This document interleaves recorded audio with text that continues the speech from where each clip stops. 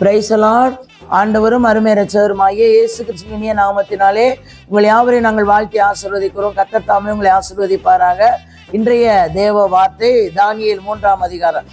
தானியேல் அந்த 3ஆம் அதிகாரத்தை குறித்து நாம் தியானம் பார்த்து கொண்டிருக்கிறோம்.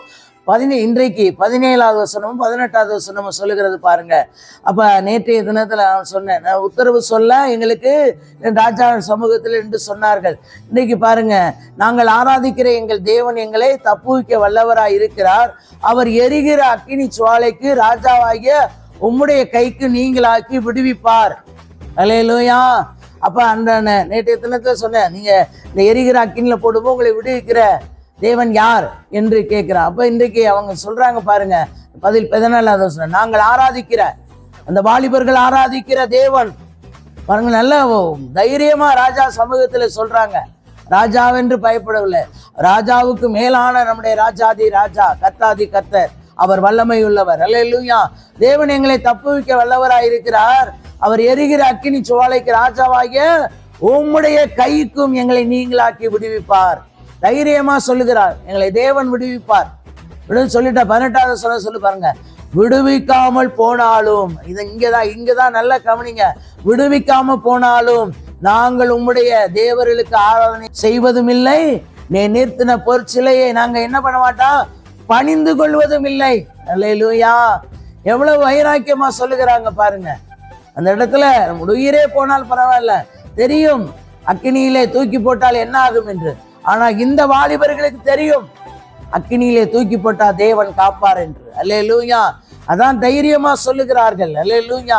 பாருங்க, அக்கினியில தூக்கி போட்டு இந்த பொற்சிலையை வணங்கி நரகத்துக்கு போவதை விட பொற்சிலையை வணங்காமல் அக்கினியில தூக்கி போட்டு பரலோகம் போவது நலம் என்று அவர்களுக்கு, அந்த வாலிபர்களுக்கு நல்ல ஒரு வெளிப்பாடு. அல்லேலூயா. நீ நீர்த்தின பொற்சிலையை பணிந்து கொள்வதும் இல்லை என்கிற உமக்கு தெரிந்திருக்க கடவுது என்றார்கள். உமக்கு தெரிந்திருக்க கடவுது. அல்லேலூயா. அல்லேலூயா. நல்ல கவனிங்க, இந்த வார்த்தைகளை நல்ல நிறுத்தி நிதானமாய் நல்ல தியானமாய் வாசித்து பாருங்க. வாலிபர்களே, இதை கேட்டுக்கொண்டிருக்கிற வாலிபர்களே, நிருபசாரமாய் ரட்சிக்கப்பட்டும் நிருபசாரமாய் வாழ்ந்து கொண்டிருக்கிற வாலிபர்களே, இந்த வார்த்தையை கவனிங்க. அந்த வாலிபர்கள் எப்படி கர்த்தருக்காக வைராக்கியமா நிற்கிறார்கள் என்பதை பாருங்கள். அல்லேலூயா. பாருங்க, விடுவிக்காமல் போனாலும் தைரியமா சொல்லுகிறார்கள், விடுவிக்காமல் நாங்கள் உம்முடைய தேவர்களுக்கு ஆராதனை செய்வதில்லை. இந்த தேவர்களுக்கு நாங்கள் ஆராதனை செய்ய நாங்கள் வரலை. அல்லேலூயா. நீ நிறுத்தின பொற்சிலையையும் பணிந்து கொள்ளுவதும் இல்லை. அல்லேலூயா. என்கிற உமக்கு தெரிந்திருக்க கடவுது என்றார். எப்படி சொல்றாங்க பாத்தீங்க, உமக்கு தெரிந்திருக்க கடவுது. அல்லேலூயா. நாங்க சிலையை வணங்க மாட்டோமே, நாங்க சிலையை வணங்கிறது இல்லை, ஆராதிக்கிறது இல்லை. அது உமக்கு தெரிந்திருக்க கடவுது. நாங்கள் ஆவியான தேவனை தான் ஆராதிப்போம். அல்லேலூயா. அப்படி என்று சொல்லி தைரியமாய் ராஜாவுக்கு முன்பாக நிற்கிறார்கள்.